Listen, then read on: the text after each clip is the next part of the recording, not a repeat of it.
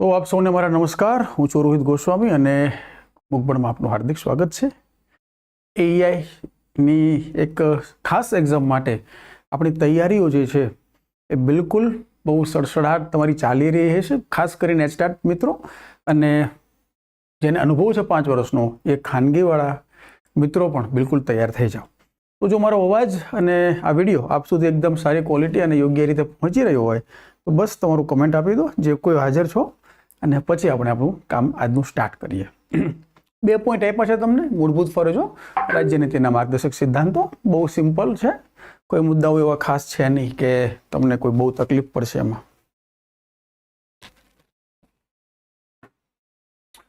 તો છો મિત્રો કોઈ હાજર? Okay, clear, coming. નમસ્કાર રાકેશભાઈ, રેખા સિન્ધા, હેલો. ઓકે, ચલો than we will start our session. તો હવે જુઓ, એક વસ્તુ કે જે લોકોને પણ 5 વર્ષનો અનુભવ છે, તમે એ વસ્તુ ક્યારે ન વિચારો કે ક્યારે એક્ઝામ આવશે, ક્યારે હવે હું તૈયારી કરીશ, એ ભૂલી જાઓ. હવેની સ્પર્ધાત્મક પરીક્ષાઓમાં જો તમારે સફળતા મેળવવી છે તો પછી એનો એકમાત્ર ઇલાજ છે કે તમે અત્યારથી કન્ટિન્યુ તૈયારી શરૂ કરી દો. તૈયારી તમને થાય કે હજી તો કંઈ અમારું સિલેબસ નથી આવ્યો. ખાસ જે સિલેબસ આવ્યો છે તો એ સિલેબસ તો એચટાટની બઢતીનો છે, તો અમારે શું વાંચવું, એક બાબત એ હોય આપણે તો એ અત્યારે ભૂલી જાઓ. એક વસ્તુ કે ભાઈ બઢતીવાળું તો છે જ, પણ સીધી ભરતીમાં પણ આની આજુબાજુનો જ સિલેબસ તમારે આવવાનો છે. કોઈ એવું સડનલી ચેન્જ નહીં હોય કે બહુ જ કે આ સિલેબસ અલગ હશે, પેલો સિલેબસ અલગ હશે. જે બઢતીનો સિલેબસ છે એની આજુબાજુ કદાચ થોડું એમાં એડ કરશે, બાકી આ સિલેબસ તો રહેવાનો જ છે. તો જે કોઈ મિત્રો સિન્સિયર છો, આપ લોકો ગંભીરતાથી તૈયારી કરી રહ્યા છો, તો વિથઆઉટ વેસ્ટિંગ અ સેકન્ડ તમે લોકો તૈયારી સ્ટાર્ટ કરી દો. ચાહે યુટ્યુબમાંથી કરો, ચાહે જે એક્ટને બધું આવ્યું છે એ એકદમ અત્યારે અવેલેબલ છે, સતત એનો અભ્યાસ કરતા રહો. એક વાત મિત્રો ખાસ યાદ રાખો કે જો તમારે હાલની તકે કોઈ પણ પરીક્ષા પાસ કરવી છે સારામાં સારી રીતે, એનો એકમાત્ર એ હોય, એનો રસ્તો એ છે કે આપ મુદ્દા આધારિત તૈયારી કરો. હું હંમેશા કહું છું કે એમસીક્યુ વાળીની તૈયારી, ભલે એમસીક્યુ જ આવવાના છે, એચટાટ મિત્રો તો એમસીક્યુ આવવાના છે, અને સીધી ભરતીને એમસીક્યુ પ્લસ મેન્સ બંનેની વાત છે. પરંતુ જો આપ લોકો એકદમ કલર ફ્લાઇંગ માર્ક્સ લાવવા છે તો મુદ્દા આધારિત તૈયારી કરો. જ્યારે તમને પરફેક્ટ કીધું છે કે ભાગ નંબર 4A, ભાગ નંબર 4 બંધારણનો, તો ભાગ નંબર 4A ની અતથી ઇતિ આપને ખબર હોવી જોઈએ. જ્યારે કીધું છે કે નીતિ આયોગ, તો નીતિ આયોગની બધી જ બાબતો આપને ખબર હોવી જોઈએ. જ્યારે કહે છે પેન્શન અને રજાના નિયમો, તો પરફેક્ટ ટુ ધ પોઈન્ટ એ બુકની દરેક બાબત અને છેક અત્યાર સુધીના હાલમાં કોઈ ચેન્જીસ થયા છે એ બધી જ બાબત આપણને ખબર હોવી જોઈએ. ત્યારે એક સારામાં સારા માર્ક્સ અને સારીમાં સારી કોમ્પિટિશન છે આપણે કરી શકતા હોઈએ. તો જો આપ લોકો એ પ્રત્યે એકદમ સિરિયસ છો અને જો આપને આ એક્ઝામ જે છે સરસ માર્ક્સ સાથે પાસ કરવી છે, તો ફરીને કહું છું કે મુદ્દા આધારિત તૈયારી શરૂ કરી દેજો. એવું ન કરતા 100, 200, 500 પેજ અહીંયા અને કોઈ એક બુક્સ કે એક કોઈ પણ પ્રકાશન ઉપર ભરોસો રાખીને પણ ન બેસતા. આ હું તમને ક્લિયર શબ્દોમાં અત્યારથી જ કહું છું. ઉપયોગી થશે, કોઈ પણ બુક્સ આપને ઉપયોગી થશે, પણ એવું ન માનતા કે ભાઈ 2 બુક મારી જોડે આવશે તો એમાંથી જ બધું પૂછાય છે. એ બ્રહ્મા નહીં રહેવાનું. મુદ્દા આધારિત તૈયારી કરો. અરે નમસ્કાર અમિત કુમાર, નમસ્કાર, ઘણા દિવસે મળ્યા છે. કુમુદ સુસુદિયા, જય માતાજી. ભારતી કુંભાસના, ગુડ ઇવનિંગ. અમિત કુમાર કેમ છો? મજામાં એકદમ. પંકજ લલાણી સાહેબ, ઓકે. હા, ચોક્કસ મળી જશે આપણને. બુકની કોઈ ચિંતા ના કરો. અત્યારે બુક બનાવવાનું કામ ચાલુ છે. ટુ ધ પોઈન્ટ બધી વસ્તુ આવરી લી. હવે એક વસ્તુ છે કે શિક્ષણની જે બાબત છે એ પણ લીધી છે. થોડા ઘણા મૂળભૂત અધિકારના પણ અહીંયા પ્રશ્ન છે. ખાસ કરીને જે આપણા ટોપિક છે ભાગ નંબર 4 અને ભાગ નંબર 4A, જે રાજ્યનીતિના માર્ગદર્શક સિદ્ધાંત અને મૂળભૂત ફરજો, એ બેના પ્રશ્નો તો છે જ, સાથે સાથે બીજા થોડા ઘણા પ્રશ્ન છે જે આપણા નોલેજમાં વધારો કરશે. તો ચલો મિત્રો, હવે તૈયાર થઈ જાઓ. અને આ ટોપિક હું ફરીને કહું છું કે બિલકુલ આ બધા જ મુદ્દાઓ હું મુદ્દા લઈને આપની સામે આવીશ કે આમાં શું હતું, કઈ રીતે હતું, ઇતિહાસમાં કઈ રીતે શું ક્યારે ઘટનાઓ બની, એ સાથે આપણે મેળવશું. તો નીચેના પૈકી કયા કાયદામાં શિક્ષણ અંગે વહેલી વાર જોગવાઈ થઈ? શિક્ષણનો ઇતિહાસ જ્યારે આપણે સમજીએ ને, ઇન્ડિયા, ભારત, આખો ઇતિહાસ એનો, કે શિક્ષણ ક્યાંથી શું આવ્યું ના આવ્યું, એ બરાબર છે. ઓકે, હમણાં પાછું હું થોડુંક ટાટ ઉપર વધારે ધ્યાન છે હમણાં. પછી જેવું એ થોડી બેન્ચ ઓલી થાય મારે, પછી ફૂલ ફ્લેજમાં અહીંયા આવી જઈશું એઆઈમાં. તો મિત્રો આ કાયદાઓ પણ જોઈ લો. તો કે 1772 નિયામક ધારો છે એ ભારતનો પ્રથમ કાયદો છે. પ્રથમ કાયદો છે ભારતનો 1772. ત્યારબાદ 1784 પીટનો ધારો. આ જે કાયદો છે પહેલી વાર ₹1 લાખના ખર્ચનું પ્રાવધાન આ કાયદા દ્વારા કરવામાં આવેલું, પણ ક્યારે વપરાયા નહીં પાછા, એ પૈસા એમનેમ જ રહી ગયા. પછી તમે થોડા આગળ જાઓ તો એક હાર્ટોક સમિતિ આવે છે, પછી એક સેડલર આયોગ આવે છે. એ હાર્ટોક કમિટી સેડલર આયોગ વાળું 1835માં મેકોલેની નોટ સાથે મેકોલે જે કહે છે કે પશ્ચિમી શિક્ષણની શરૂઆત કરી અને પછી ભારતમાં થાય છે પશ્ચિમી શિક્ષણની શરૂઆત. પછી તો કે 1835માં પૂરું થઈ ગયા બાદ 1853માં જે આવે છે તો કે વુડનો ખરીદો, કે જેને ભારતીય અંગ્રેજકાલીન શિક્ષણનો મેગ્ના કાર્ટા કહેવાય છે. ઘણી બધી બાબતો ચેન્જીસ કરી એ લોકોએ. પછી આવે છે હન્ટર કમિશન, જે રિપનના સમયમાં 1882માં આવ્યું, તો એમાં પણ ઘણી બધી બાબતોનું ચેન્જીસ ને બધું થયું. પછી 1902માં યુનિવર્સિટી શિક્ષણ પંચ આવે છે, જે યુનિવર્સિટી ઉપરની ખાસ ભલામણોની હતું. 1909ના કાયદામાં કીધું શિક્ષણ જે છે પ્રાંતને આપો, પણ એની અમલવારી 1919 મોન્ટેગ્યુ ચેમ્સફર્ડ સુધારાઓથી થઈ, કે જ્યારે શિક્ષણને જે છે એ સમવાય યાદીનો વિષય બનાવવામાં આવ્યો અને પ્રાંતોને સ્વાયત્તતા આપવામાં આવી. 1935માં પણ એ જ સ્થિતિ રહી, કે જ્યારે ભારતીય શાસન અધિનિયમ આવ્યો. 1947 જેવા દેશ આઝાદ થયા પછી આપણે 1948 આપણને ખ્યાલ છે કે રાધાકૃષ્ણન કમિટી, પછી 53-55 છે મુદલિયાર. તો શિક્ષણનો આખો ઇતિહાસ અતથી ઇતિ આપણે પહેલા મૂળથી શરૂ કરવું જોઈએ, કે ક્યારે શું હતું, કયા સમયે ચેન્જીસ આવ્યા. તો કમિટીની બધું એક આપણો અગત્યનો ટોપિક છે. કમિટીને ક્યારે ગોખવાનું ટ્રાય ન કરો, તમે એનો વિકાસાત્મક આવર્તન સમજો કે કઈ કમિટીએ શું કીધું, કઈ કમિટીમાં શું હતું, કઈ રીતે હતું, ત્યારે કેવી સ્થિતિઓ હતી, તો બહુ સરળતાથી સમજાઈ જશે. લઈશું એનો પણ ટોપિક ક્યારેક. ભારતના બંધારણમાં કેટલા ભાગ? અને આનાથી હેલો પ્રશ્ન કોઈ બીજો અત્યારે હાલમાં નથી. ચાલો 1772 ધારો જો આપણે એમાં થોડું ફ્લેશબેકમાં જઈએ તો 1757 એક્ઝેક્ટ એની ડેટ હતી 23 જૂન 1757, કે જ્યારે પ્લાસીનું યુદ્ધ લડાયું. પ્લાસીનું યુદ્ધ જેવું થયું. 1761 14 જાન્યુઆરી જે છે એ પાણીપતનું યુદ્ધ લડાયું, તો એમાં મરાઠાઓની હાર થઈ ગઈ, એટલે અંગ્રેજોને મેદાન મળી ગયું ખુલ્લું. અને પછી લડાય છે 22 ઓક્ટોબર 1764ના રોજ, જેને કહેવાય છે બક્સરનું યુદ્ધ, અને એમાં અંગ્રેજો જીતી જાય છે અને બંગાળ, બિહાર અને અવધ માફ કરજો, બંગાળ, અવધ અને મુગલ બાદશાહ આ ત્રણેયની સેનાને હરાઈ દે છે. હવે અંગ્રેજની જે આ કંપની હતી ઈસ્ટ ઇન્ડિયા કંપની બેફામ બની ગઈ એકદમ. મતલબ એનો હેતુ જે થઈ ગયો ગમે તે રીતે લૂંટ કરીને આપણે પૈસા કમાવાના છે. તો બધા જ વ્યાપારીઓ જે હતા એ લશ્કરમાં પણ રહે, ત્યાં લડાઈ કરવા જાય, અહીંયા પાછા અધિકારી પણ બની જાય અને આવીને પાછો વ્યાપાર પણ કરવા માંડે. તો એકદમ ખુલ્લી લૂંટ શરૂ કરી લોકોએ. પછી ઇંગ્લેન્ડની સંસદમાં 1770 જ્યારે આવ્યું તો 1770 પછી ઇંગ્લેન્ડની સંસદમાં ચર્ચા થઈ કે ભાઈ આ રીતે કોઈ કંપનીને, કોઈ ખાનગી કંપનીને કોઈ દેશમાં આ રીતે લૂંટ કરે છે, વહીવટ કરવા દેવાય નહીં. અને અંતે 1772માં એને કહેવાય છે એટલે નિયામક ધારો, નિયમન ધારો. કંપની જે ખાનગી કંપની હતી એની ઉપર ઇંગ્લેન્ડની સંસદનો નિયમન મૂક્યો, અને નિયમનમાં શું લોકો કર્યું તો કે ભાઈ એક બોર્ડ બનાવી દીધું, કંપનીનું બોર્ડ.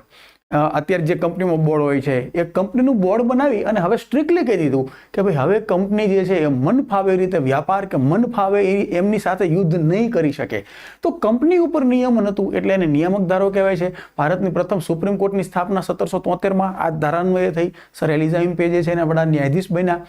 ત્યારબાદ જે છે એ બંગાળનો જે ગવર્નર હતો એ હવે ગવર્નર જનરલ બની ગયો અને એને મદદ કરવા માટે બીજા 3 સભ્યો બન્યા, 4 બોર્ડ. તો ઘણી બધી ચેન્જીસ ને બધું થયું. તો એ હતો 1772નો નિયામક ધારો. અહીંયા બહુ સરળ છે ભાઈ. હાલ ક્યાં છે તો કે 25 ભાગ અને 12 પરિશિષ્ટ. મૂળ બંધારણમાં કેટલા હતા તો કે 22 + 8. ચલો હવે મારો પ્રશ્ન એ છે કે આ 8 જેને આપણે કહી છીએ પરિશિષ્ટ, આ પરિશિષ્ટ શું છે? તમે સાંભળ્યું છે. અને એ ભાગથી કઈ રીતે અલગ કહેવાય? આને કહી છે આપણે ભાગ. મૂળ બંધારણમાં આટલા ભાગ હતા. મૂળ બંધારણમાં 22 ભાગ, 8 પરિશિષ્ટ. અને હાલ શું છે તો કે હાલ 25 ભાગ છે અને 12 પરિશિષ્ટ છે. પણ આઈ રેઝ માય ક્વેશ્ચન્સ અગેન, પરિશિષ્ટ શું છે? કોઈને ખ્યાલ કરો? પરિશિષ્ટ કોને કહેવાય? અને એ બંધારણના ભાગ કરતા અલગ કઈ રીતે છે? કેમ અલગ અલગ રાખ્યું એમ? કોઈ મને ખબર હોય તો વિચારજો આની ઉપર. ચલો ત્યાં હું આગળ વધું છું અને તમારા પ્રશ્ન એ તમે લોકો વિચારો. તો તમને આવડી જશે કે ભારતના બંધારણમાં અત્યાર સુધીમાં શિક્ષણ વિષયક બંધારણની સુધારા કેટલી વાર કરવામાં આવેલ છે? નિયામક ધારો, નિયમન ધારો. પછી એવો પીટનો ધારો. તો ભારતના બંધારણમાં અત્યાર સુધીમાં શિક્ષણ વિષયક જયદીપભાઈ ભાટિયા બરાબર છે. મૂળ બંધારણમાં 22 છે. ઓકે, સી છે. ઓકે, જિગ્નેશભાઈ પટેલ 3 વાર. ઓકે, શિક્ષણ વિષયક સુધારા કેટલી વાર થયા છે? શિક્ષણ વિષયક એક્ઝેક્ટ સુધારા 1976, 42 અને 2002 86. બહુ સરસ, બહુ જબરદસ્ત. ચલો, તો 2 વાર સુધારા થયા છે. 42મો સુધારો કે જ્યારે શું થયું તો કે રાજ્ય યાદીનો વિષય હતો એ સમવય યાદીનો વિષય બન્યો. અને 86માં સુધારો શું થયું તો કે 21A એડ કરવામાં આવ્યો. સાથે સાથે 45માં સુધારો થયો. સાથે સાથે 21A પણ ઉમેરવામાં આવ્યો. તો 2 એક્ટ ઉમેર્યા છે. અને 42માં શું થયું છે તો કે શિક્ષણ જે બન્યું છે એ સમવાય વિષય બન્યું. એટલે કે હવે કેન્દ્ર અને રાજ્ય બંને આની ઉપર કાયદા ઘડી શકે એવી જોગવાઈ થઈ. આ સુધારા છે. નીચેના પૈકી બંધારણનો કયો અનુચ્છેદ શૈક્ષણિક અને સાંસ્કૃતિક અધિકાર સાથે સંલગ્ન છે? સાંસ્કૃતિક અને કયો અનુચ્છેદ સંલગ્ન છે? મૂળભૂત હકો જે છે એ અત્યારે પાઠ તો છે નહીં, પણ જાણી લીધું હોય કામ લાગશે ક્યાંક. નીચેનામાંથી કયો બંધારણનો અનુચ્છેદ શૈક્ષણિક અને સાંસ્કૃતિક અધિકાર સાથે સંલગ્ન છે? અમિત કુમાર કહો છો એ, વિશાલ કડીચી કહો છે એ, આહિર લક્ષ્મણભાઈ 29. ઓકે, કુમુદ સિસોદિયા એ. ઓકે, બીજા મિત્રો પણ જે લાઈવ હોય તો આપને કોમેન્ટ કરવા મારી નમ્ર વિનંતી છે. વિડીયો લાઈક અને શેર આપના ગ્રુપમાં બધે કરજો, જેથી કરી અને મેક્સિમમ લોકો વિગતો જાણી શકે. બાકી વ્યુઅરશિપ તો ઠીક છે, વધે ન વધે જ. ઓકે, આહિર લક્ષ્મણ સી 29, બી. ઓકે, 28 જયદીપભાઈ ભાટિયા. તો ફરીને છે અનુચ્છેદ નંબર 25 થી 28, અનુચ્છેદ નંબર 25 થી 28 એ શું છે? એ ધાર્મિક સ્વતંત્રતા વાળા છે બધા. અને અનુચ્છેદ 29 જે છે, હવે સમજો, અનુચ્છેદ જે 29 છે એ ધર્મ, ભાષા, લિપિ, ખાસ કરીને અહીંયા શબ્દો આપ્યા છે કે ભાઈ સંસ્કૃતિનું રક્ષણ પણ ક્યાં તો કે ભાષા, લિપિ અને બોલી. ભાષા, લિપિ, બોલી આ 3નું રક્ષણની વાત છે. તો નીચેના પૈકી બંધારણનો કયો અનુચ્છેદ શૈક્ષણિક અને સાંસ્કૃતિક અધિકાર સાથે સંલગ્ન છે? તો જવાબ બનશે એનો સી, સાંસ્કૃતિક અને શૈક્ષણિક અધિકાર. 29 અને 30 છે.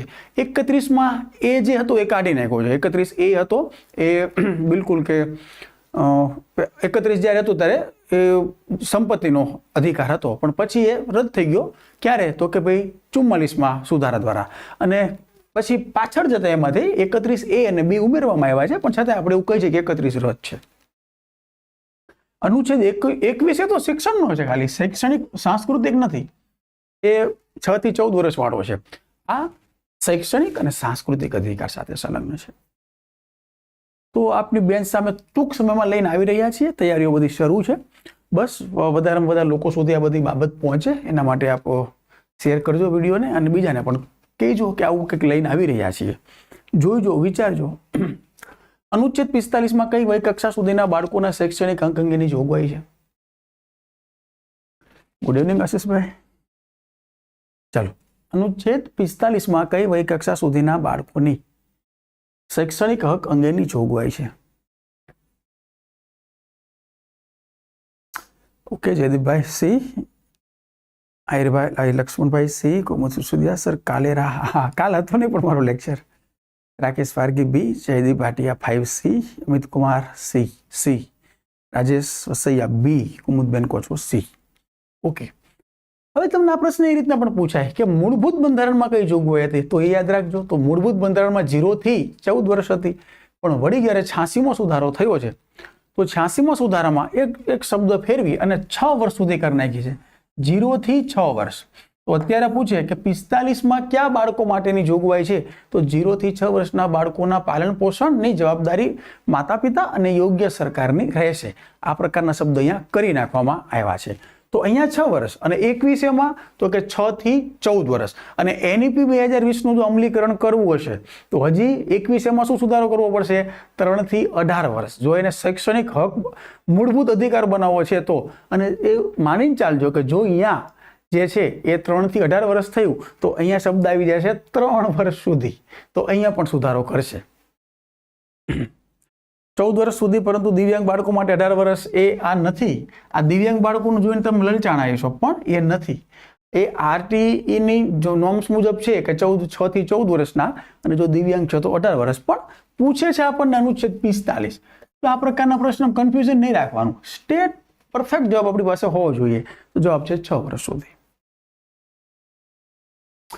બંધારણના ભાગ 4 અંગે કયું વિધાનો સાચા નથી હવે હું થોડું દૂર ખસી જાઉં છું રફીક મલેક સ્વાગત છે આપનું સચિન લીમજા આપનું પણ સ્વાગત છે ચલો થોડા અક્ષર કદાચ નહીં દેખાય તો હું તમને વાંચીને સંભળાવી દઉં છું કે આ જોગવાઈઓ રાજ્ય માટે ફરજિયાત છે ભાગ 4 ની જોગવાઈઓના ભંગ બદલ ન્યાયાલયમાં જઈ શકાય છે અને ભાગ 4 ની જોગવાઈઓનું પાલન કરવું રાજ્ય માટે નૈતિક છે પણ ફરજિયાત નથી હવે પ્રશ્ન વાંચો અને આમાંથી શું સાચું ખોટું તમે પસંદ કરો ફરી રિપીટ કરી દઉં છું આ જોગવાઈઓ રાજ્ય માટે ફરજિયાત છે ભાગ 4 ની જોગવાઈઓના ભંગ બદલ ન્યાયાલયમાં જઈ શકાય છે ભાગ 4 ની જોગવાઈઓનું પાલન કરવું રાજ્ય માટે નૈતિક છે પણ ફરજિયાત નથી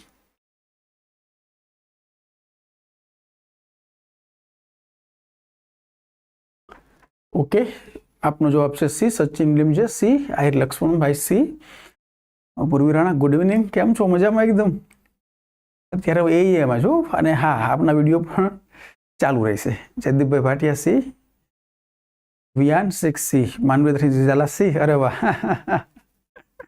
બહુ સરસ માનવેન્દ્રસિંહ MS અરૈયા ફિક્સ પે માન્ય ગણાશે હા ગણાશે ફિક્સ પે માન્ય ગણાશે એમાં ફૂલ પગારની કોઈ જરૂર નથી MS Baraiya Kumud Sisodiya D Rafiq Malek B okay D B Amit Kumar Patel એ માત્ર 1 અને 3 બરાબર છે તો અલગ અલગ જવાબ આવી રહ્યા છે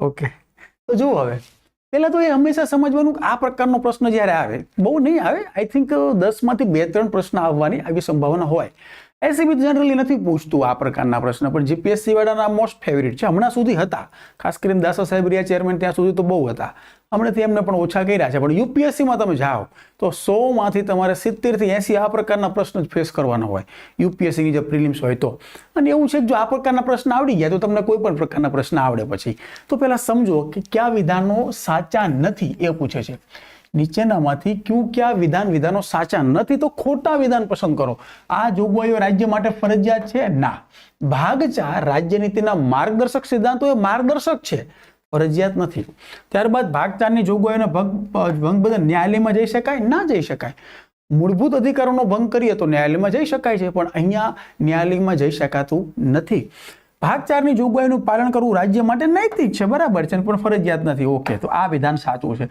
પ્રશ્ન પૂછે છે કે સાચા નથી જવાબ બનશે 1 અને 2 તો જવાબ છે સી તો ઉતાવળ નહીં કરવાની આ પ્રકારના પ્રશ્નમાં થોડું પેશન્સ ઘણીવાર એવું બની જાય કે અચ્છા વિધાનો સાચા આપણે સાચા જોવા તો કે હા બરાબર તો એ તો ઠીક છે નહીં માત્ર 3 એમ નહીંતર એક ઓપ્શન એવો પણ હોય સીધો જ એમાં કે માત્ર 3 આપણે ખુશ થઈ જાય કોઈ આવડી ગયો મને પછી જ્યારે બહાર જઈને જોયું ને કે સાચા નથી કેવી ભૂલ કરી નાખી એમ તો પછી અફસોસ થાય આપણને તો અફસોસ ન થાય એટલે થોડું પેશન્સથી પ્રશ્ન વાંચવાનો આ પૂછાય તો નહીંતર ઓકે અનુચ્છેદ નંબર 12 અને 36 બે કોમન છે 12 માં પણ આ જ વ્યાખ્યા છે અને અનુચ્છેદ નંબર 36 માં પણ આ વ્યાખ્યા છે તો 12 અને 36 માં આપેલ રાજ્યની વ્યાખ્યામાં નીચેના પૈકી શાનો સમાવેશ થાય છે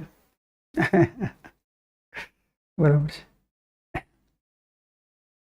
અનુચ્છેદ 12 માં આપેલ રાજ્યની વ્યાખ્યામાં નીચેના પૈકી કોનો સમાવેશ થાય રાજ્ય એટલે શું કેન્દ્ર સરકાર રાજ્ય સરકાર સ્થાનિક સ્વરાજ્યની સંસ્થાઓ બંધારણીય સંસ્થાઓ કે વૈધાનિક સંસ્થાઓ યોગ્ય સરકાર અહીંયા શબ્દ વાપર્યો છે અનુચ્છેદ નંબર 12 માં અને અનુચ્છેદ નંબર 36 માં એક શબ્દ વાપર્યો છે શું યોગ્ય સરકાર તો યોગ્ય સરકાર એટલે કોણ કેન્દ્ર સરકાર રાજ્ય સરકાર સ્થાનિક સ્વરાજ્યની સંસ્થાઓ બંધારણીય સંસ્થાઓ કે વૈધાનિક સંસ્થાઓ સરકાર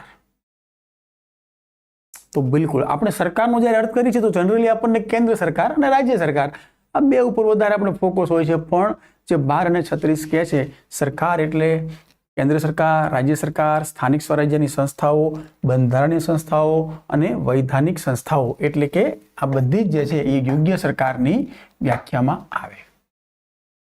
સાચું?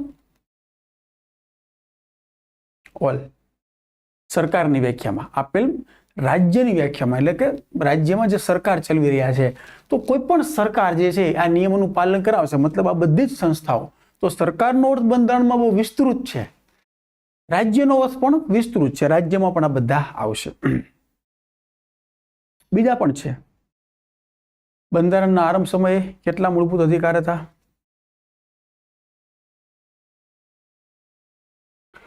છે નહીં ભાઈ કહેવાનું, હવે આમાં બહુ ઝડપથી પૂરું થઈ જાય છે. ચલો આ તો હા ચલાવેલ જ છે. આ તો મૂળભૂત બંધારણ મહત્વ તો 7 હતા. હાલ કેટલા છે? 6 છે. કયો અધિકારી ગયો? તો કે અધિકારી ગયો મિલકતનો અધિકાર. મિલકતનો અધિકાર ક્યારે ગયો એ પણ યાદ રાખવાનું. 44મો સુધારો.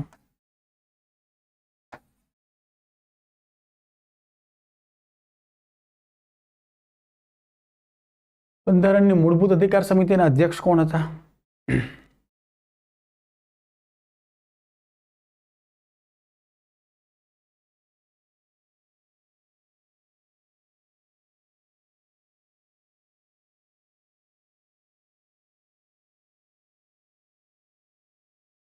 બંધારણની મૂળભૂત અધિકાર સમિતિના હતા જેબી કૃપલાણી. આ સિમ્પલ જો આટલું જ પૂછે તો પણ મૂળભૂત અધિકાર સમિતિ, લઘુમતી સમિતિ અને ઉત્તર પૂર્વ રાજ્યોની સમિતિના અધ્યક્ષ કોણ હતા? જો એવો પ્રશ્ન આવે તો સરદાર વલ્લભભાઈ પટેલ. કેમ કે આખી જે કમ્બાઈન હતી એના અધ્યક્ષ હતા, પણ એની નીચેની પેટા 3 હતી. જેમાં એક હતી મૂળભૂત અધિકાર સમિતિ કે જેના જેબી કૃપલાણી હતા. ઉત્તર પૂર્વની સમિતિ હતી એના ગોપીનાથ બોરડોઈ હતા. તો એ અલગ અલગ પાછા અધ્યક્ષ હતા.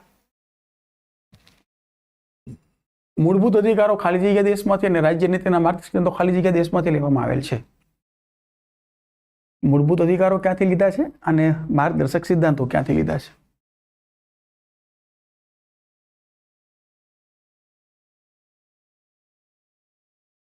સી બિયાન સી, આશીષભાઈ બી, નક્ષ ગોસ્વામી બી, દર્શના પટેલ. ઉત્તર આવે તો સરદાર, હા ઉત્તર પૂર્વ વાળું સહિત આવે તો સરદાર પટેલ.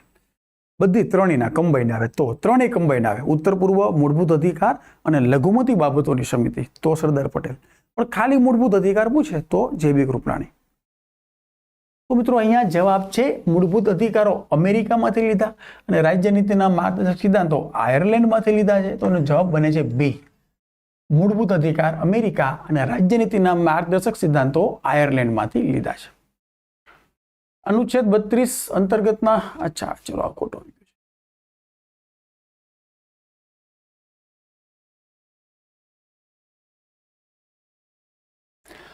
મૂળભૂત અધિકારોમાં સુધારા વધારા કરવાની સત્તા કોની પાસે છે? મૂળભૂત અધિકારોમાં સુધારા આપણે ભાગ 4 અને 4 ને ટાર્ગેટ કરી છે. મૂળભૂત અધિકાર અત્યારે બાકી રાખી છે. મૂળભૂત અધિકારોમાં સુધારા વધારા કરવાની સત્તા કોની પાસે છે? કેન્દ્ર સરકારને, સંસદને, રાજ્યની વિધાનસભા બંનેને, એક રાષ્ટ્રપતિને.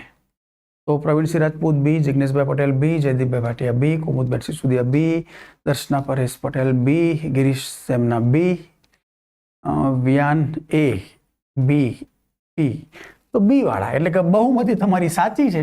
મૂળભૂત અધિકારોમાં સુધારો વધારો કરવાની સત્તા સંસદને આપવામાં આવેલી છે. તો સંસદ એમાં સુધારો વધારો કરે છે. બંધારણના કયા અનુચ્છેદમાં ન્યાયતંત્રને કારોબારીથી અલગ રાખવાની જોગવાઈ છે? જ્યારે એમાં સેપરેટ કીધું છે ને હવે કે રાજ્ય નીતિના માર્ગદર્શક સિદ્ધાંતો અને મૂળભૂત ફરજો, તો તમને બહુ જ ડીપલી ક્વેશ્ચન્સ આવશે. તો પરફેક્ટ બધી કલમ સહિત કરવાનું થશે. હવે ચલો, બંધારણના કયા અનુચ્છેદમાં ન્યાયતંત્રને કારોબારીથી અલગ કરવામાં આવશે?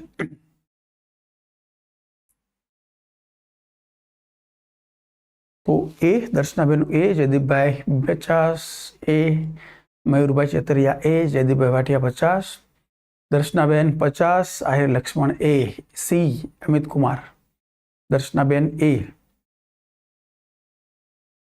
જિગ્નેશભાઈ એ, નક્ષ ગોસ્વામી 50. તો એનો જવાબ છે મિત્રો અનુચ્છેદ 50 એ છે એ ન્યાયતંત્રને કારોબારીથી અલગ કરે છે. સરકારના છે ને 3 અંગ હોય છે, આપણને ખ્યાલ છે. સરકારના 3 અંગમાં તો કે એક ધારાસભા, કારોબારી અને ન્યાયતંત્ર. આ 3 અંગો અલગ અલગ હોવા જોઈએ, એકબીજામાં કોઈ મિસમેચ ન હોય એ વધારે સારું એવું કહે છે. અને આ આખું આને કહેવાય છે સત્તા વિશ્લેષણનો સિદ્ધાંત. આવું ક્યાંક વાંચવામાં આવે તો જોઈજો, સત્તા વિશ્લેષણનો સિદ્ધાંત. આ સત્તા વિશ્લેષણનો સિદ્ધાંત શું કહે છે કે સત્તાનું છે ને એ 3 અંગમાં વિશ્લેષણ થવું જોઈએ. કાયદા અલગ લોકો ઘડે, એનું પાલન અલગ કરાવે અને એનું ન્યાય આપવાનું અલગ લોકો કરે. જો આ 3 અંગ અલગ હોય તો એ સરકારના 3 અંગ અલગ છે. પણ હવે મારો તમને પ્રશ્ન છે જે સાંભળો છો કે શું આપણે આ 3 અંગ અલગ છે? ભારતમાં કેવી વ્યવસ્થા છે? ધારાસભા, કારોબારી, ન્યાયતંત્ર છે 3, તો આપણે ભારતમાં અલગ છે કે પછી મિક્સ છે? કઈ રીતે છે? સંસદમાં ઝઘડો થાય તો કાનૂની. ઓકે,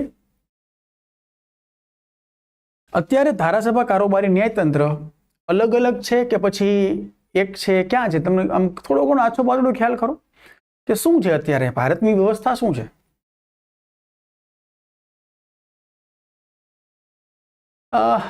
નહીં, ડેમો લેક્ચર નથી આ બસ એમનેમ જ છે અત્યારે. જસ્ટ ડેમો લેક્ચર તો પછી આવશે, તમારા પોસ્ટ લોન્ચ કરીને અમે અમિત કુમાર પછી આવશે. આ તો બસ એમનેમ અત્યારે લોકોને ખબર પડે કે ભાઈ કોર્સ આવી રહ્યો છે એટલે છે. ડેમો લેક્ચર નથી આ. ત્યારે તો હું તમને સમજાવીશ બધું, પછી તમને આ બધું ક્વિઝ ને એવું લઈશ. અત્યારે જસ્ટ એમનેમ જ. એકબીજા પર નિયંત્રણ છે, મિક્સ છે, પણ બધા મિક્સ છે કે કોઈ 2 મિક્સ છે? બહુ સમજજો, આ સમજવાની વસ્તુ છે. જો સમજી ગયા તો તમને ક્યારેય ખોટું નહીં પડે અને તમને બધું મગજમાં તરત ઉતરવા માંડશે. ઓકે, હા, આ રીતના બરાબર છે. 1 અને 2 જોડાયેલા છે. તો કે ધારાસભાના લોકો જ કારોબારીમાં હોય છે. સમજો આ વસ્તુ બહુ, કે જે ધારાસભાના સભ્યો હોય ને સંસદના, એ લોકો જ મંત્રી હોય. જેમ કે વિધાનસભાના સભ્યો હોય એ જ લોકો રાજ્યમાં મંત્રી હોય. તો જે ધારાસભાના સભ્યો છે જો ન હોય તો 6 મહિનામાં ચૂંટાઈને આવવું પડે, આવી જોગવાઈ છે. તો જે આવી જોગવાઈ હોય ને એને સંસદીય સરકાર કહેવાય. આ શબ્દ સાંભળી લેજો. જ્યારે કે સંસદીય વ્યવસ્થા છે ભારતમાં, તો સંસદીય વ્યવસ્થાનો મિત્રો શબ્દ જે થાય કે ધારાસભાના સભ્યો જ એ કારોબારીમાં હશે. ધારાસભ્યમાં જે ચૂંટાય છે એ જ કારોબારીમાં હશે. પણ ન્યાયતંત્ર હંમેશા અલગ હશે. આ એક આદર્શ છે પાછો, કે ન્યાયતંત્ર ધારાસભા, કારોબારીમાં તો ન હોય. એનું નિયમન કે નિયંત્રણ પણ ન્યાયતંત્ર ઉપર ન હોય. કોઈ કાયદાને ઘડવાનું કામ પણ એ પોતાની રીતે ન્યાયતંત્ર ચલાવતું હોય. કોઈ એવા દેશને જાણો છો કે જ્યાં ધારાસભા, કારોબારી, ન્યાયતંત્ર 3 અલગ છે? કોઈ એવા દેશ જાણો છો?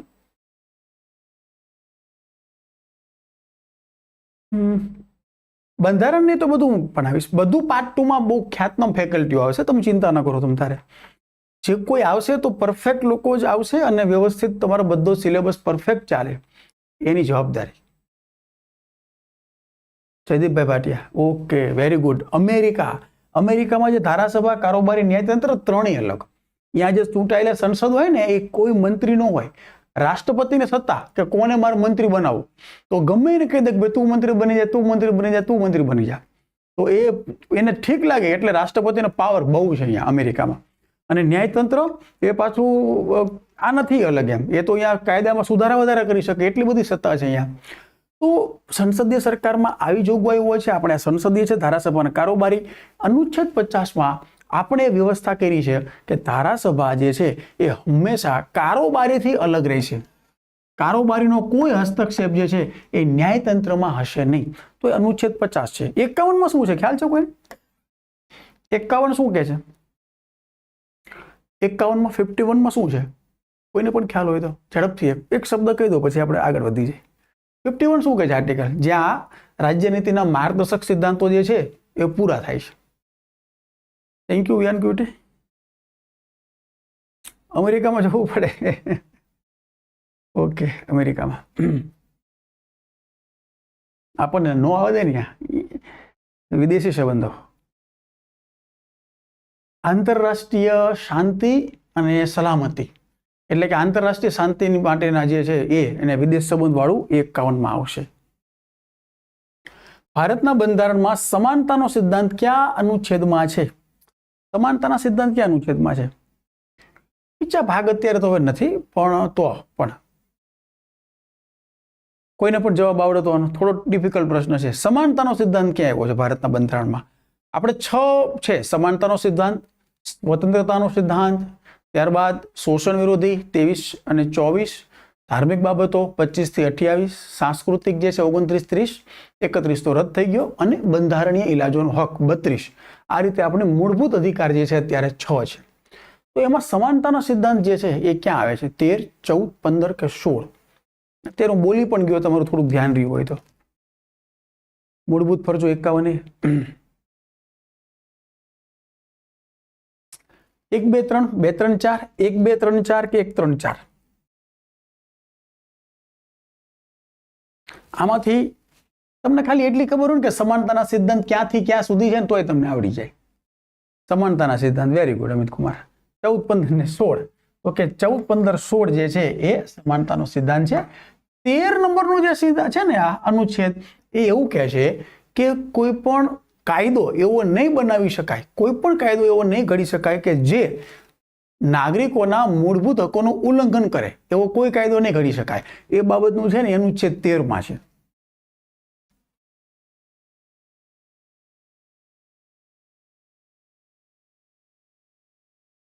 ભાગ 4 રાજ્યનીતિના માર્ગદર્શક સિદ્ધાંતો બંધારણમાં સામેલ કરવાનો મુખ્ય ઉદ્દેશ શું છે?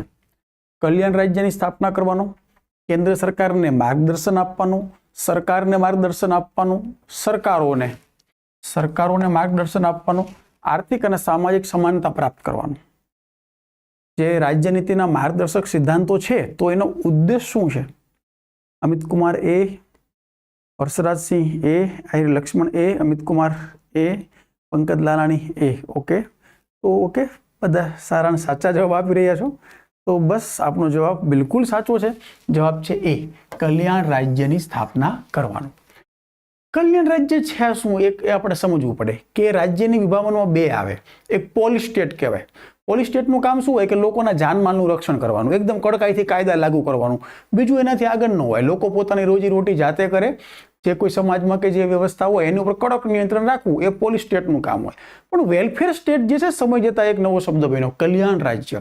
કલ્યાણ રાજ્ય ના માત્ર સલામતી અને શાંતિ સ્થાપે સમાજમાં, પરંતુ સાથે સાથે જે એકદમ છેવાડાના લોકો હોય એને ઉપર ઉઠાવવાનું કામ કરે. જે વંચિત વર્ગ છે, જે નબળા વર્ગ છે, એના માટે ખાસ ધ્યાન આપીને પ્રોએક્ટિવ બને અને બધી સમાજમાં તમામ લોકો એકદમ વ્યવસ્થિત જીવન ધોરણ ઊંચું થાય એ પ્રકારનું કામ કરે, એને કલ્યાણ રાજ્ય કહેવાય છે.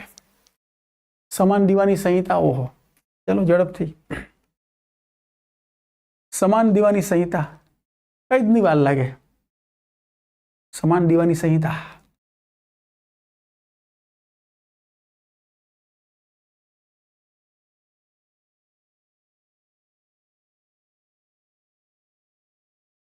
એના ફોર્મ બસ આવશે. આવશે હવે, બહાર આવ્યું છે તો આવશે બધું હવે. ચલો, સમાન દીવાની સંહિતા, Jignesh Patel, Amit Kumar Patel, C46. Uniform civil કોડની વાત છે, UCC. અત્યારે તો બહુ જ કરંટમાં છે, જબરજસ્ત ચાલી રહ્યું છે. તો અમિત કુમાર C, રાકેશભાઈ 44, આશીષભાઈ C, Ahir Lakshman B, વિયાન B. તો સમાન બે ક્યાં, સમાન ક્યાં છે? આ રહ્યું, આ સમાન છે ને આ સમાન છે, 4 4 બે સમાન છે. તો સમાન દીવાની સંહિતા ના 42 નથી. સમાન દીવાની સંહિતા યુનિફોર્મ સિવિલ કોડની જોગવાઈ અનુચ્છેદ નંબર 44માં કરવામાં આવેલ છે. અનુચ્છેદ 44, 44માં સમાન દીવાની સંહિતાની જોગવાઈ છે. આટલું બંને સમાન છે એટલું યાદ રાખવાનું. 2 આંકડા સમાન ક્યાં છે? તો કે 44માં. સમાન દીવાની સંહિતા. અચ્છા, હવે પ્રશ્ન કે દીવાની કાયદા ક્યાં ક્યાં છે? તમે કોઈ જાણો છો નામ એના? ભારતના દીવાની કાયદાઓમાં, ફોજદારી કાયદામાં બધાને સમાન લાગે, એમાં ધર્મ નથી જોવાતું. CRPC જેને કહી છે આપણે, ક્રિમિનલ પ્રોસિજર કોડ વાળું, IPC ના કાયદાઓ જે છે એ બધા માટે સમાન છે. પણ જે ધાર્મિક બાબતના છે વસ્તુઓ એ દીવાની કાયદો કહેવાય. તમને કોઈને ખ્યાલ ખરો? નમસ્તે અમિતભાઈ, નમસ્તે. કોઈને પણ મિત્રો કોઈ કાયદાનું નામ લઈ શકો કે જે ધર્મ આધારે જે છે એ બનેલા છે? કંઈ પણ નામ તમને યાદ આવે તો કોઈ નામ? મિલકત માટેનો, બરાબર છે, સંપત્તિ માટેનો કાવો. ગોવા જે છે એ સમાન દીવાની સંહિતા ધરાવતું એકમાત્ર રાજ્ય છે. પણ હવે અહીંયા તમે ફેક્ટ સમજો, ગોવામાં કેન્દ્રના કાયદાઓની બધું પાછું એમને સમાન ધોરણે લાગુ નથી પડતું. માત્ર રાજ્ય યાદીના વિષયો ઉપર ત્યાં સમાન દીવાની સંહિતા છે. ફરી સમજો, માત્ર રાજ્ય યાદીના વિષયો ઉપર. અને એ પણ પછી ગોવામાં આપણે જ્યારે રાજ્ય બન્યું 1986માં એ રાજ્ય બન્યું ગોવા, ત્યારે કંઈ એ નથી આપણે લાવ્યા. એ પોર્ટુગીઝ કાલીન વ્યવસ્થા છે. પોર્ટુગીઝો કેમ કે પાછળ થઈ ગયા. 1961 ડિસેમ્બરમાં જે છે આપણે એને આઝાદ કરાવ્યું ગોવાને. તો એ પોર્ટુગીઝોને અહીંયા સમાન દીવાની સંહિતા લાગુ કરી ગયા હતા. અને જ્યારે એ કેન્દ્ર શાસિત પ્રદેશ બન્યું 1962માં, તો પછી એ જે છે બધા કાયદાઓ એમને રહ્યા. અને 86માં જ્યારે એને રાજ્ય બનાવવામાં આવ્યું, પૂર્ણ રાજ્યનો દરજ્જો આપ્યો, તો એ પણ કાયદાઓ રાજ્ય યાદીના કાયદાઓ જે છે ગોવામાં દીવાની સંહિતા સમાન રહી બધા માટે. માત્ર રાજ્ય યાદીના જમીન મકાન. પણ મારે એકનું નામ જોઈ છે. જમીન, મકાન, સંપત્તિ, વારસાઈ હક, મિલકતના હકો, એ બધા ઉપર બરાબર. પણ કોઈ એક કાયદો તમે કહી શકો કે આ કાયદો છે સાહેબ, એ ધાર્મિક આધારે અથવા દીવાની કાયદો કહેવાય એને. તો મિત્રો એ છે હિન્દુ કોડ બિલ 1955. એ હિન્દુઓના બધા કાયદાઓ એ નક્કી કરે છે. પછી આવે મુસ્લિમ પર્સનલ લો 1938. એ મુસ્લિમોના કાયદા બધા રજૂ કરે છે. સ્પેશિયલ મેરેજ એક્ટ 1956 એ પણ છે. ઉત્તરાધિકારનો કાયદો છે. પૈતૃક સંપત્તિમાં અધિકારનો કાયદો છે. આવા અલગ અલગ ઘણા બધા કાયદાઓ દીવાની છે, જે ધર્મના આધારે લોકોને અલગ અલગ રીતે ન્યાય આપવાનું પ્રાવધાન છે. તો 44 છે બાબત છે. વક્ફ બોર્ડ જમીન, એટલે એ કાયદાઓમાં છે બધી જેવું હોય. અને વક્ફ બોર્ડને બધું મળે છે આ કાયદાના આધારે. કે મુસ્લિમો માટે બધા જ ધાર્મિક રીતિવાળા છે ને એ મુસ્લિમ પર્સનલ લો છે, અને એના આધારે એમને થાય. અને હિન્દુઓનું જે કયું હોય તો એને હિન્દુ કોડ બિલ લાગુ પડે. લગ્ન, છૂટાછેડા, સંપત્તિ, પૈતૃક હક, વારસાઈ, આ બધી હિન્દુ કોડ બિલ 1955 લાગુ પડે. એ જ રીતના ખ્રિસ્તીઓ માટે બીજા લોકો હોય તો એના માટે સ્પેશિયલ મેરેજ એક્ટ લાગુ પડે છે. બીજા ધર્મ માટે છે સ્પેશિયલ મેરેજ એક્ટ 1956 લાગુ પડે છે. કઈ વાંચવાની જરૂર નથી તમારે, એમને સમજીને તમને ખબર પડશે. તો આ 44 છે. હવે છેલ્લો પ્રશ્ન લઈને આપણે હું આગળ વધી જાઉં કે અનુચ્છેદ 44 ઉપર કોઈ સુપ્રીમ કોર્ટના લેન્ડમાર્ક જજમેન્ટને આપને કોઈ ખબર ખરી? એકદમ ફેમસ જજમેન્ટ આવેલું હોય, લેન્ડમાર્ક જજમેન્ટ સુપ્રીમ કોર્ટે આપેલું છે, એવું કોઈ તમે નામ સાંભળ્યું ખરું? સાંભળેલું જ હશે, સમાચારોમાં બહુ હોય છે. તૈયારી કરી તો પૂરી કરવી, પછી કટકે તૈયારી નહીં કરવાની કે આમ થોડુંક આ જાણે નહીં જાણી, સમજતું જવાનું, જાણતું જવાનું. ખાલી 44 સમાન દીવાની સંહિતા છે એટલું પાકું કરવાથી ઠીક છે, પૂછાય તો તમને એકાદ માર્ક મળી જાય. પણ આ સમજવાની પણ મજા છે કે આ 44 છે શું, કઈ રીતે છે, ક્યાંથી આવી, કેમ આ રીતે છે, હાલના સમયે કેમ આમ છે. એને હવે 44ને લાગુ કરી દેવી જોઈએ સમગ્ર ભારતમાં, એટલે કે યુનિફોર્મ સિવિલ કોડ થઈ જવું જોઈએ, ન થઈ જવું જોઈએ. તમે સીધું કહો હા થઈ જ જવું જોઈએ, આ ન જ થઈ જવું જોઈએ, તો એ પણ ખોટું છે. એના નેગેટિવ, પોઝિટિવ, પડકારો, એ બધી જ વસ્તુ આપણે સમજવી પડે, ત્યારે આપણને સમજાઈ જાય કે ઓકે આવું છે એમ. લાવવા માંગે છે બિલકુલ, પણ એમાં પડકાર પણ ઘણા છે એ લાવવા માટે. કેમ કે બંધારણમાં પણ જે ધાર્મિક સ્વતંત્રતા આપી છે, તો એક તો એનો નિષેધ કરે છે કે 25 થી 28 વાળો હોય. રામ મંદિર છે, ના. યુનિફોર્મ સિવિલ કોડ લાગુ કરવો જોઈએ. વર્ષ 1985માં આ એક જજમેન્ટ આવ્યું જેને કહેવાય છે સાહાબાનો કેસ. આ યાદ રાખજો નામ, સાહાબાનો કેસ કહેવાય છે. આ સાહાબાનો કેસમાં સુપ્રીમ કોર્ટે જે છે એવું કીધેલું કે યુનિફોર્મ સિવિલ કોડ જે છે એ લાગુ કરવું જોઈએ. પછી સાયરાબાનો કેસ આવ્યો વર્ષ 2017માં, એમાં પણ સેમ લાઈન લીધી સુપ્રીમ કોર્ટે. તો સુપ્રીમ કોર્ટનું સ્ટેન્ડ છે કે હા યુસીસી લાગુ કરવું જોઈએ. રાજ્યનીતિના, અને આ મોસ્ટ ટાઈમ છે મારી દ્રષ્ટિએ, રાજ્યનીતિના માર્ગદર્શક સિદ્ધાંતોમાં આપ લોકોને એમાં પણ જો પ્રશ્ન પૂછવાનું થયું તો માનીને ચાલો તમારે યુનિફોર્મ સિવિલ કોડ ઉપર એકાદો પ્રશ્ન બિલકુલ આવશે, તો એને તો ખાસ સમજવું પડે. યુસીસીની ક્યાંથી આખી પશ્ચાત ભૂમિથી માંડીને પછી શું કયા સમયે ક્યાં વિવાદ ત્યાંથી માંડીને જોગવાઈ શું છે, એના લગતા કાયદાઓ ક્યાં છે, એ બધું સમજવું પડે, ત્યારે આપણે યુસીસી સમજવી. આરિફ મોહમ્મદ ખાન વિયન જે આરિફ મોહમ્મદ ખાને છે 1985માં જ્યારે પેલું આવ્યું તો એના સુપ્રીમ કોર્ટે એ કીધું કે ભાઈ આ ટ્રિપલ તલાક ને બધું રદ કરી દો, અને એ જજમેન્ટમાં કીધેલું યુસીસી લાગુ કરો એમ.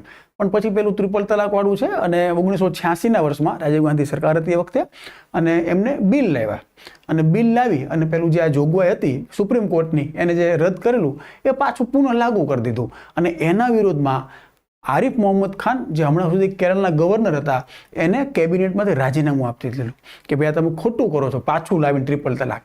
પ્રોગ્રેસિવ હતા એ. એટલે રાજ્યનીતિના નિર્દેશક સિદ્ધાંતો ભારતીય બંધારણના કયા ભાગ હેઠળ આવે છે? હવે આમાં કોઈ બહુ છે નહીં, ચલો ઝડપથી, હવે કે વાર નહીં લાગે આમાં. રાજ્યનીતિના માર્ગદર્શક સિદ્ધાંતો કયા ભાગમાં છે ભાઈ?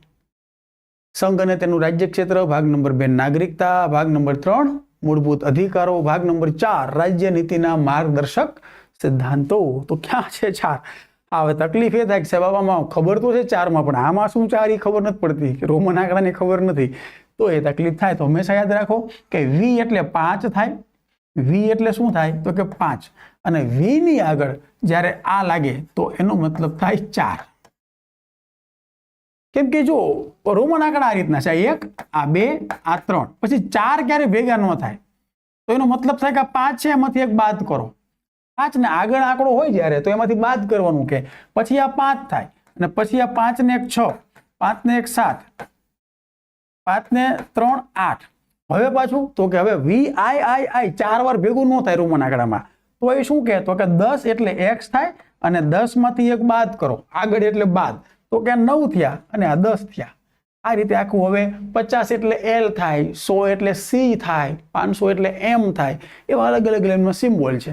ચાલે રાખે.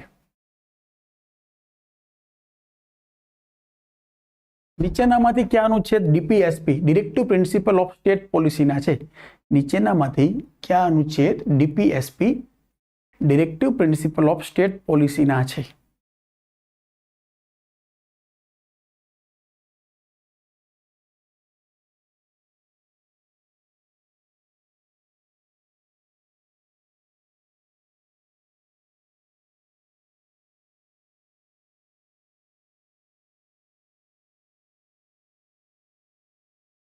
તો એનો જવાબ છે 36 થી 36 તો ખબર છે તમને, પણ કન્ફ્યુઝન હવે થશે તમને કે નજીક વાળું છે ને. 35 થી 51 અનુચ્છેદ 35 થી 50 કે 51, 36 થી 51 છે, 36 થી 50 છે, એ બાબતે થાય.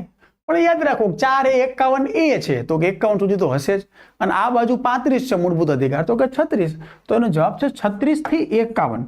એ ડીપીએસપી ના અનુચ્છેદો છે. આ એક એક અનુચ્છેદને જોવો પડશે શું છે જોગવાઈ એમાં બધું. ડીપીએસપી ના સિદ્ધાંતો ક્યાં બંધારણમાંથી લેવામાં આવ્યા? હમણાં આગળ આવી ગયો આજ પ્રશ્ન, પણ છતાંય આપણે ડીપીએસપી ના સિદ્ધાંતો directive principle of four the state policy, રાજ્ય નીતિ માટેના માર્ગદર્શક સિદ્ધાંતો ક્યાં રાજ્યમાંથી લેવામાં આવ્યા છે?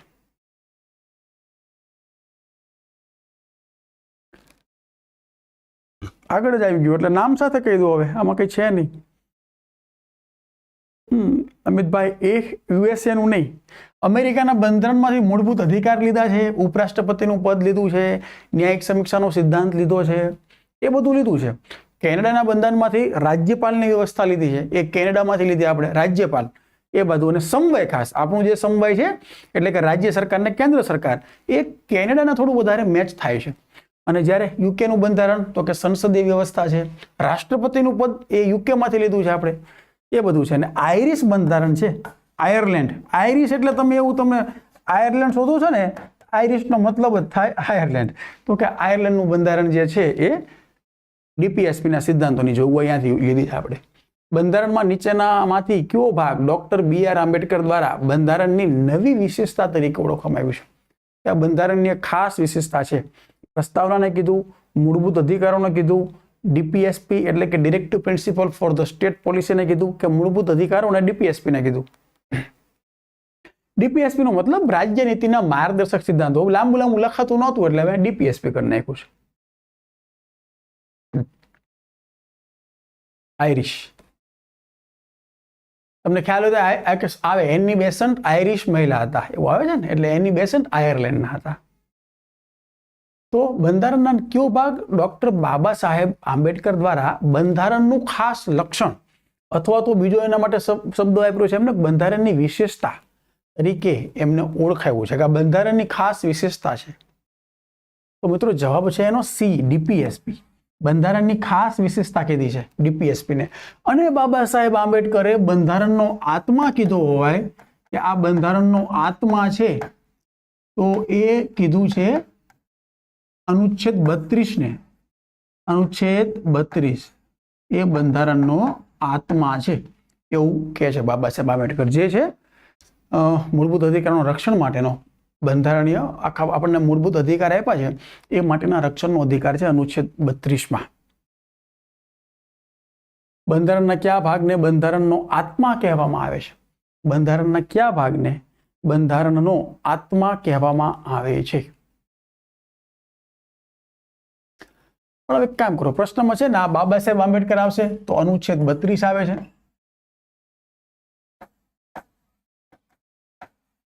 પછી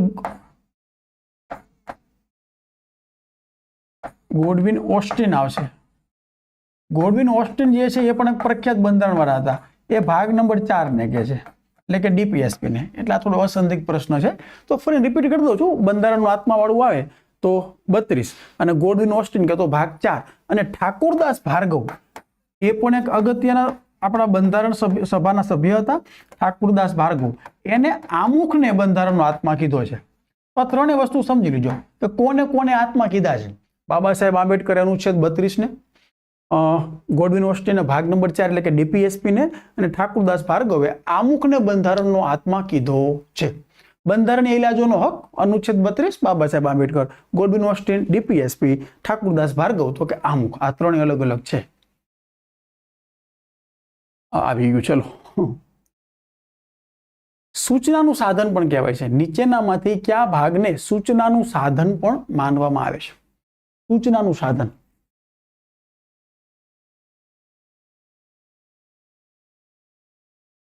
નીચેનામાંથી કયા ભાગને સૂચનાનું સાધન પણ કહેવામાં આવે છે? પ્રસ્તાવના છે, મૂળભૂત અધિકારો છે, ડીપીએસપી છે કે મૂળભૂત અધિકારો ડીપીએસપી બંને? સૂચનાનું સાધન. જિગ્નેશ પટેલ બી, આયર લક્ષ્મણભાઈ સી, ડીપીએસપી. કેમ કે આપણે ડીપીએસપી ઉપર ચાલી રહ્યા છીએ તો એવું હોય કે ડીપીએસપી જવાબ હશે આનો. Okay, Pankaj Lalani C. Okay, બરાબર છે.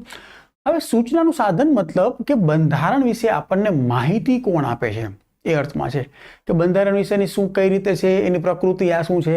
તો મિત્રો યાદ રાખજો, પ્રસ્તાવના છે આમુખ એ બંધારણની સૂચનાનું સાધન તરીકે ઓળખાય છે. એક બેન્ચ મિત્રો જે આવી રહ્યા છો તો ફરી જે નવા જોડાયા છો તેમના માટે કે એકદમ એની બેન્ચ આવી રહી છે. ફીઝા છે અત્યારે હાલમાં, અને જો તમે પાસ નથી થઈ શકતા તો 50% ફીસ રિટર્ન, ને બાકી તમે વાંચી લેજો. આવું ક્યારે કોઈ લાવ્યું નથી ગુજરાતના ઇતિહાસમાં. આ પહેલી વહેલી વાર આવ્યું છે. બુક્સ ને બધું બની રહ્યું છે. બહુ નજીકના ભવિષ્યમાં આપને એ અવેલેબલ થઈ જશે. નીચેનામાંથી કયો ડીપીએસપી સ્થાપિત કરવાનો ઉદ્દેશ નથી? નીચેનામાંથી કયો ડીપીએસપી સ્થાપિત કરવાનો ઉદ્દેશ ધરાવતું નથી?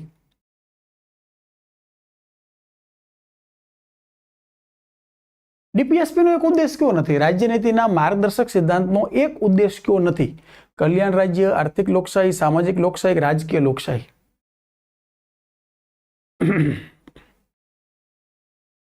ચલો, થોડું મગજ કસવામાં થોડું કસવું પડશે. આ પ્રશ્ન તમને ક્યાં આવશે નહીં તમારી સામે, ક્યાં તમને જે એમસીક્યુમાં લગભગ જે અગાઉ મિત્રો જોડાયેલા છે મારી સાથે એને તો જોયા હશે, પણ જે મિત્રો નથી જોડાયેલા અથવા પહેલી વાર જુઓ છો તો તમે આ પ્રશ્ન તમે જુઓ, ક્વોલિટી જુઓ ખાલી. કયો એક જે છે એ નીચેનામાંથી કયો ડીપીએસપી સ્થાપિત કરવાનો ઉદ્દેશ નથી? કલ્યાણ રાજ્ય, આર્થિક, સામાજિક, રાજકીય. કઈ જોગવાઈ?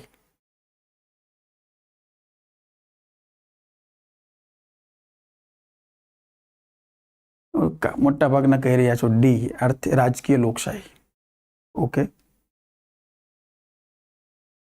તો બસ તમારું એકદમ તમારું સાચું છે કે રાજકીય અધિકારો આપવાની વાત જે છે ને એ મૂળભૂત અધિકાર કરે છે. તો કે રાજકીય લોકશાહી કોણ સ્થાપશે? મૂળભૂત અધિકારો. અને આર્થિક સામાજિક લોકશાહી કોણ સ્થાપશે? તો કે રાજ્ય નીતિના માર્ગદર્શક સિદ્ધાંતો.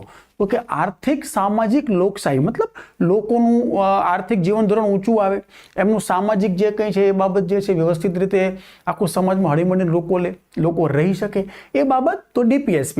પણ રાજકીય લોકશાહી આવે તો પણ તમારે એ પણ યાદ રાખી લેજો કે મૂળભૂત અધિકારો જે છે એ રાજકીય લોકશાહી સ્થાપવાની વાત કરે છે કે મૂળભૂત અધિકારો. બરાબર છે. ચલો, કયા અનુચ્છેદમાં બાળકોના તંદુરસ્ત વિકાસ માટેની તકો સુરક્ષિત કરવાની જોગવાઈઓ છે?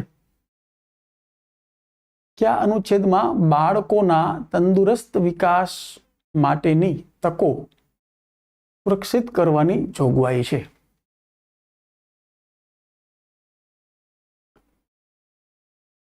જિગ્નેશ પટેલ, તમે ટેલિગ્રામમાં મને રોહિત ગોસ્વામી 86 એના ઉપર મેસેજ કરજો. રોહિત ગોસ્વામી 86 ટેલિગ્રામમાં છું, ત્યાં મને મેસેજ કરજો. કયા અનુચ્છેદમાં બાળકોના તંદુરસ્ત વિકાસ માટેની જોગવાઈ છે? સમજો.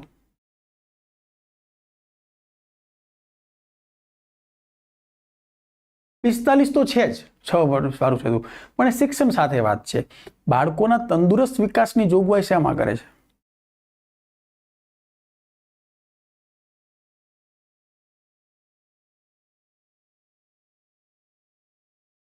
D48A. ઓકે, બાળકોના વિકાસ માટેની જોગવાઈ 43A.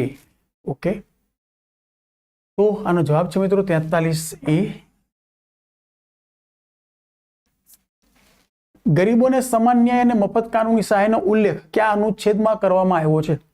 ગરીબોને મફત ન્યાય અને કાનૂની સહાય, જેને કહેવાય છે નાલસા, એક આખો એક ગેડો છે આ. National authority for legal service aid. National authority for legal service aid. તો ગરીબોને સમાન ન્યાય અને મફત કાનૂની સહાય, ગરીબોને સમાન ન્યાય અને મફત કાનૂની સહાયનો ઉલ્લેખ કયા અનુચ્છેદમાં કરવામાં આવ્યો છે? કયો અનુચ્છેદ છે? હવે આ જ્યારે મિત્રો આપણને ભાગ 4 અને 4A આ બે સેપરેટ કહે છે તો એક એક વસ્તુ એક એક પરફેક્ટ કરીને જ તમારે પરીક્ષા હોલમાં જવાનું થાય. ત્યાં સુધી આપણે તકલીફ રહે. જો તમે ઉપર છેલ્લું વાંચીને કે એમને ગયા છો તો નહીં ચાલે. તો જે પણ મિત્રો એ પ્રત્યે ગંભીર છો તો તૈયારી એકદમ ફૂલ ફ્લેજમાં શરૂ કરી દો, રાહ ન જોતા પરીક્ષા આવવાની નાની. તો જવાબ છે 39A. 39A જે છે એ સમાન ન્યાય અને કાનૂની સહાયનો ઉલ્લેખ કરે છે. તો ઓકે મિત્રો, આજના દિવસ પૂરતા 30 પ્રશ્નો. આવતીકાલે વળી પાછા નવા 30 પ્રશ્નો સાથે આપની સમક્ષ હું હાજર થઈશ અને ત્યારે વળી આ મુદ્દાને આપણે આગળ વધારશું. અને હજી એકદમ પરફેક્ટ જ્યારે કોઈ બે સિલેબસના મુદ્દા આપ્યા હોય, બંધારણમાંથી કીધું હોય કે આટલું કરો, તો ફરી કહું છું કે એનું અથથી ઇતિ કરવાનું થાય. આ સ્પર્ધાત્મક પરીક્ષા છે તો સ્પર્ધાત્મક પરીક્ષામાં ક્યારે એવું નહીં રાખવાનું કે આ પૂછાય ન પૂછાય. જે મુદ્દા આપ્યા છે તો પરફેક્ટ કરો, મુદ્દા આધારિત તૈયારી કરો. જે મુદ્દો પકડો છો એને પરફેક્ટ કરવાનો, બીજા કરતાં જબરજસ્ત કરવાનો, તો પછી કોઈ આપણને સફળ થવામાંથી રોકી ન શકે. ઓકે, તો ચલો મિત્રો, મળશું આવતીકાલે આ સમયે 8 થી 9 વળી બીજા કોઈ નવા 30 પ્રશ્નો સાથે. અને આપણી આ જે સફર છે તો વાંચવાનું સ્ટાર્ટ કરી દેજો, તૈયારી આપણી સ્ટાર્ટ કરી દેજો. અને વિડીયો ગમ્યો હોય તો લાઈક કરજો, આપના મિત્રો સુધી શેર કરજો, જેથી કરીને વધારેમાં વધારે લોકો ધીરે ધીરે જોડાઈ શકે. બધું બિલકુલ કામ ચાલુ છે, બુક્સ બનાવવાથી માંડીને ડિઝાઇન કોર્સ બધું ફૂલ ફ્લેજમાં ચાલુ છે. પણ જ્યાં સુધી થોડું આપણે એમને આપણી અત્યારની તૈયારીઓ જે છે એને ચાલુ રાખીએ છીએ. બરાબર. પ્રાઇમરી ટીચરમાં એ તો હતું જ નહીં ને. આપણે અમિત ભટ્ટ, આપણે ક્યાં પ્રાઇમરીમાં લેતા હતા BEdને? નથી લેતા. આપણે કોઈ ફેર નથી પડ્યો એ જજમેન્ટથી. આપણે વચ્ચે લીધા હતા 1999ની ભરતીવાળામાં, ત્યારે લીધા હતા, પણ ત્યારે 1 થી 7 સળંગ હતું. એટલે જે આ 2009થી RTE પછી જે પ્રાથમિક અને ઉચ્ચ પ્રાથમિક થયું, તો આપણે તો ત્યારથી જ ઉચ્ચ પ્રાથમિકમાં જ BEd વાળા લઈ છીએ, અને પ્રાથમિકમાં તો જે DLED વાળા છે, જે પહેલા PTC કહેતા હતા, એ લોકો જ આપણે લઈ છીએ. તો એ ચુકાદાનું સુપ્રીમ કોર્ટનો જે ચુકાદો આવ્યો હોય આપણને કોઈ અસર નથી કરતો. આપણે તો એ વ્યવસ્થા ઓલરેડી છે કે આપણે DLEDમાં માત્ર PTC વાળા લઈ છીએ, બાકી 6 થી 8માં BEd વાળા લઈ છીએ. એ તો આપણે છે જ. બરાબર છે. હા, ડેમો લેક્ચર પૂરા લેવાના તમતાર. આ તો જસ્ટ એક આપણે તમારા લોકો સુધી અમે વાત પહોંચે અમારી અને આપણે બધાનું આદાન પ્રદાન થાય, કંઈક ને કંઈક તૈયારીઓ શરૂ રહે એટલા માટે છે આ. બાકી ડેમો ક્લાસથી માંડીને બધું આવશે, એટલે નિશ્ચિંત રહો તમે. બરાબર. સોનલબેન, રોહિત ગોસ્વામી 86 ટેલિગ્રામમાં મેસેજ કરજો ને મને. ગોસ્વામી રોહિત 86. ચાલો મિત્રો, હવે મારો ટાઈમ છે બીજો ક્લાસનો, તો આપ લોકોની હું રજા લઉં છું. આવતીકાલે 8 વાગે આપણે મળીએ છીએ. ચલો, વંદે માતરમ, જય હિન્દ. 25 સાચા પેડા, બહુ સારું અમિત કુમાર, જબરજસ્ત.